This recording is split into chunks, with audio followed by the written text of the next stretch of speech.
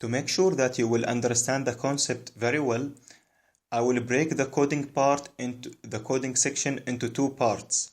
In this video, we will make a Putty.exe program persistent, and in the next video, we will wrap up and integrate the persistence script within our previous HTTP reverse shell. So if you are ready, let's get started. You can search on Google and download Putty software for free. So let me just organize the window here a little bit.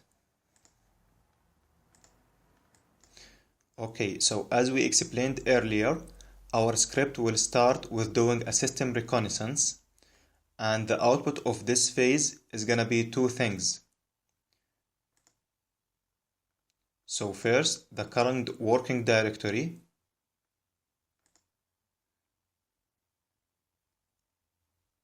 and the destination or the user profile.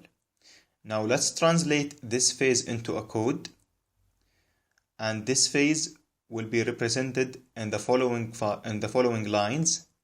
So these lines are gonna do the reconnaissance phase for us. The os.getCwd function will get the current working directory for us. Let's see the output of this line using Python interactive shell or Python interactive window. So I will just open a command prompt and I will navigate to the current working directory for this folder, and I will start a Python interactive mode. So I will do import os and print os.getCwd.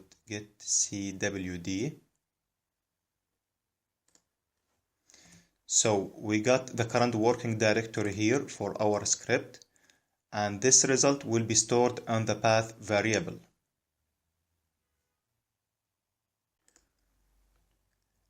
Next, we invoke setUserProfile into subprocess, and we use this step to grab the user profile name, and based on it, we can build our destination path, which is the documents folder. So let me try this variable into a command prompt. Okay, the output is a little bit noisy, so we will split the output and store the second part in a variable called userprof. So the splitting criteria or parameter based on the equal mark. So based on the equal, we will split this one into two sections, the output into two sections. The second section will be stored in a variable called userprof. And once we know this information, at this point we can build our destination path, which is one more time, which is the document folder.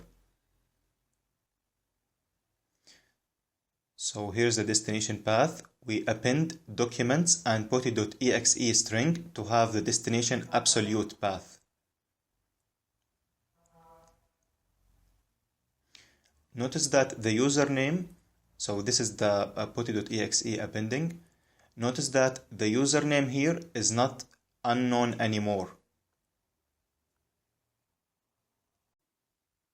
At this point, we have accomplished our reconnaissance first successfully.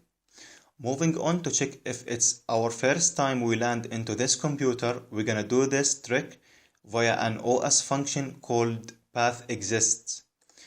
If Putty.exe does not exist on the document folder, this means that this is the first time we do run our script here.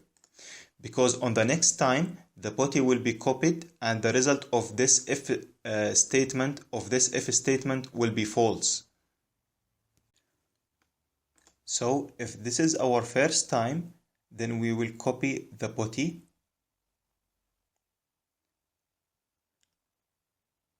and this is the source and destination variables.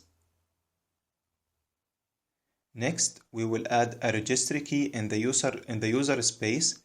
Note that I used a user space, not a machine space on purpose, and my goal by doing that is by using the user space, our script is gonna work even if we don't have an admin privilege. I named the registry key string as regUpdater. You can change it later to anything else, and point its value to our final destination. Here in this video we don't have a shell, it's just a putty.exe. So this part will be discussed in the next video. Before running this script, let's verify that we got nothing in the registry database related to our script. So I will go to registry editor, and our path is going to be in run, so we got nothing here. And I will also navigate to the documents folder.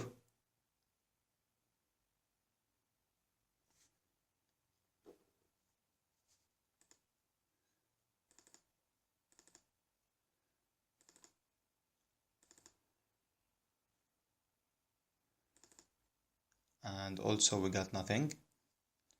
So last thing, let me just make sure that the Putty software itself is functional. So I will do a run and it's working. So I'm gonna run the script right now.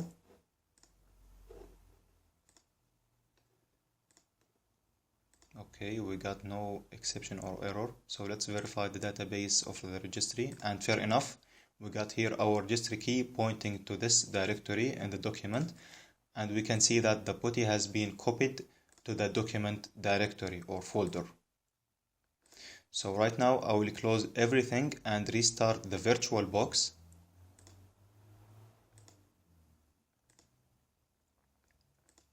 Now once again, if everything is working fine, once we boot our machine, we should see that the putty.exe has been executed and the window of the Putty will pop up.